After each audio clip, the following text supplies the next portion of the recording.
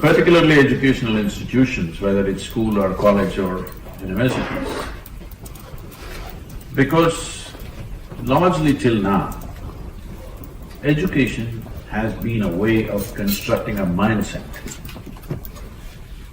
Depending upon where you study, everybody develops a certain kind of mindset. A set mind is a disaster. Maybe it is set for a particular purpose and it may serve that purpose.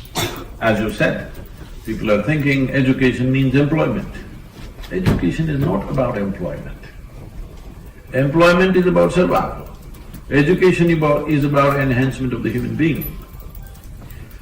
A time is coming where this will shift in the direction I'm speaking very shortly probably, depending upon the speed of technological evolution. The speed of change in education has to happen. Well, all of you everywhere these days are talking about machine learning or artificial intelligence.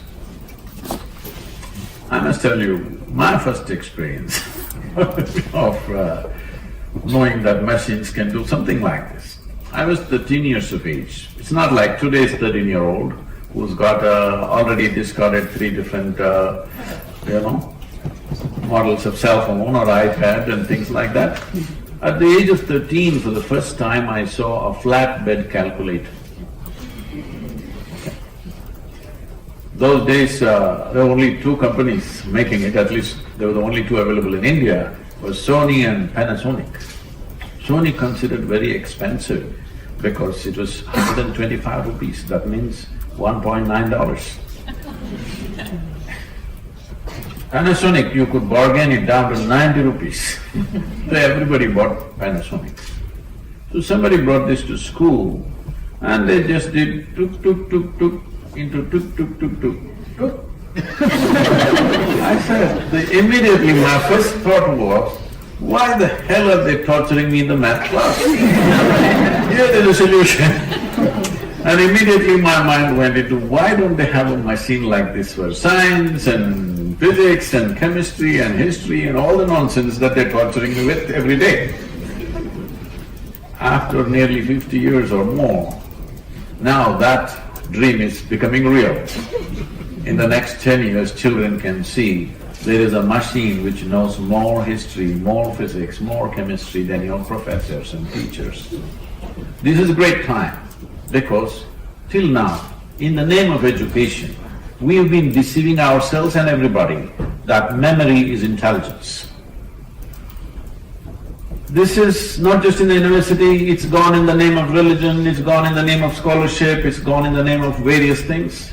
Essentially all this means is, somebody got to read a book a few years ahead of you and suddenly he is a superhuman being. This will die soon and I'm very glad because now human intelligence will become valuable. Now human consciousness will become very valuable. How you are becomes more valuable than what you stacked up in your head. Because a small chip will know more than… your phone can do 10 PhDs a day. Yes, because that much can be stored.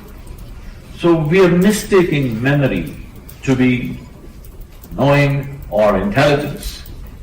So time is coming where human intelligence will be of greatest significance, not memory. So education has to transform itself in this direction. So what this means is, we are moving from mindsets to consciousness. Consciousness means it's not a fixed thing. It is not just flexible, it has no shape and form. That's where human beings need to go.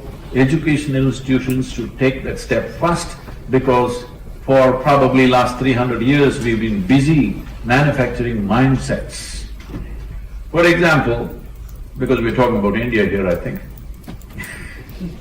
In India, still largely the education was designed by Her Majesty's Service, more East India Company, I would say.